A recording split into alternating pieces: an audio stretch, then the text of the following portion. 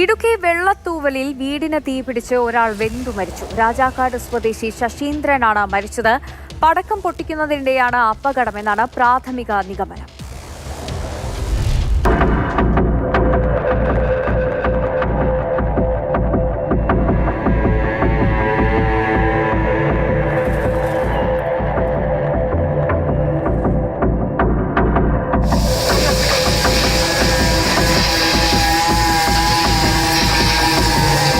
രാത്രിയായിരുന്നു സംഭവം. രാജാക്കാട് സ്വദേശി ചെമ്പിൽ ശശീന്ദ്രനാണ് മരിച്ചത്. ക്രിസ്മസ് ആഘോഷത്തിന്റെ ഭാഗമായി പടക്കം പൊട്ടിക്കുമ്പോൾ അപകടമുണ്ടായെന്നാണ് നിഗമനം.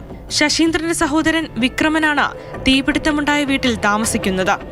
മാനസികാസ്വാസ്ഥ്യമുള്ള വിക്രമൻ പലപ്പോഴും ഇവിടെ ഉണ്ടാകാറില്ല.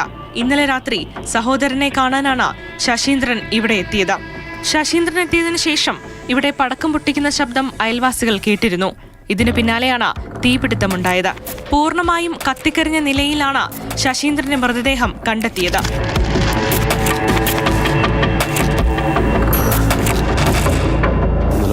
പകലൊരു 11 മണിയാകുമ്പോൾ ഇങ്ങോട്ട് വന്നതാണ്. അപ്പോൾ ചിലപ്പോൾ 2 ദിവസം കഴിഞ്ഞാൽ വരുമെന്നൊക്കെ പറഞ്ഞിരുന്നു. അങ്ങനെയാണ് ഇങ്ങോട്ട് വന്നിരിക്കുന്നത്. അപ്പോൾ അതുകൊണ്ട് കുടുംബം അന്വേഷിച്ചില്ല അല്ലേ?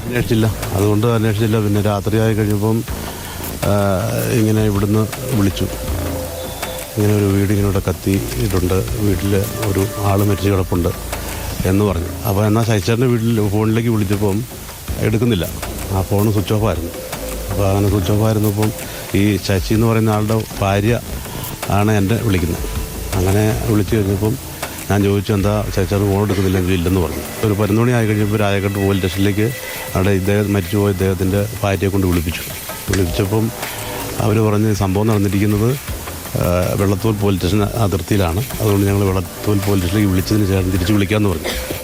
അത് കഴിഞ്ഞൊരു 10 മിനിറ്റ് കഴിഞ്ഞപ്പോൾ വെള്ളത്തൂൽ പോലീസ് സ്റ്റേഷനിൽ നിന്ന് വിളിച്ചു. ഇങ്ങനെ വിക്രമൻ എന്ന് പറയുന്ന ആളെ ഞങ്ങൾ പോലീസ് സ്റ്റേഷനിൽ പിടിച്ചു വെച്ചിട്ടുണ്ട്, മരിച്ചത് ശശി എന്ന ആളാണ് എന്ന് പറഞ്ഞ് സ്ഥിരീകരിക്കുകയാണ് ചെയ്തത്.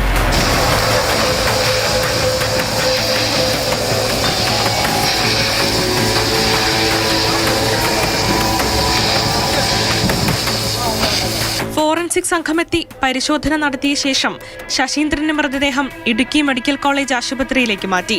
അസ്വാഭാവിക മരണത്തിനാണ് പോലീസ് കേസെടുത്തിരിക്കുന്നത്. DNA പരിശോധന നടത്തിയ ശേഷമേ മരിച്ചത് ശശീന്ദ്രനാണെന്ന് പോലീസ് ഉറപ്പിക്കൂ.